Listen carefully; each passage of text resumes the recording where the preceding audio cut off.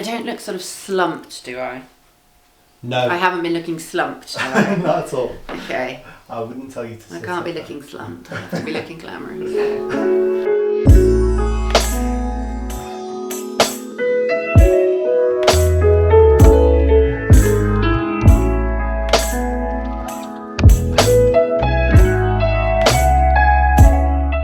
Well, the first Commonwealth Games I competed in was in 1998, so I was in the lower sixth at school. It was the end of my year being in the lower sixth.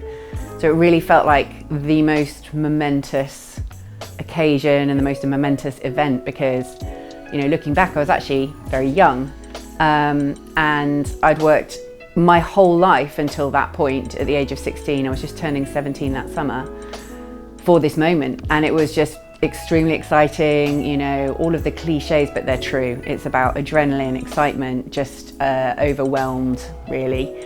And then from there I went on to the Olympics at Sydney, which was probably one of the best Olympics to swim in because swimming is such a celebrated sport in Australia. So there were about 18,000 fans in an indoor swimming pool there, and it was just absolutely crazy, and that's where I broke my first British record in the semi-final there. So yeah, just it was a real privilege to be at all of these events, but it was kind of the culmination of my life's work, really.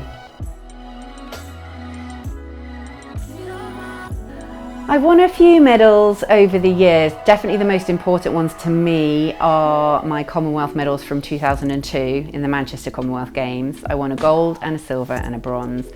And it kind of felt like it was a long time coming because I didn't manage to get a medal in the 1998 Commonwealth, but that was okay because I was young and it was my first games.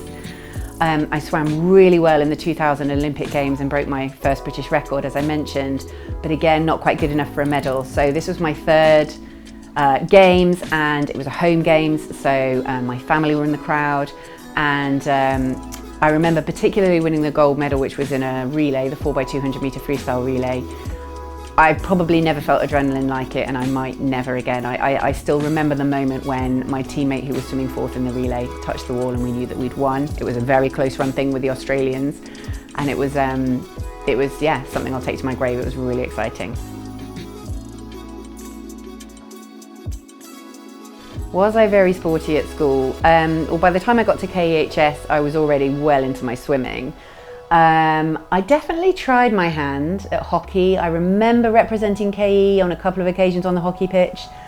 Probably did a bit of netball as well, but I think by the time I got kind of halfway through my KE career, it was fairly clear that swimming was my way to go.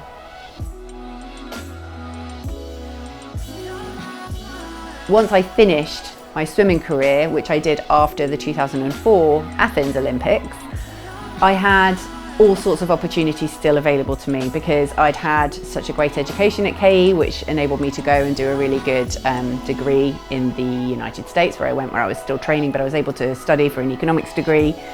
And so I had lots of doors still open to me that weren't just going into the kind of field of swimming, which I felt that quite a lot of my peers on the swimming team didn't have so many opportunities because they'd not had such a broad schooling background. So I definitely think my life at KE and the kind of education that was given to me has really shaped what I've been able to do since then.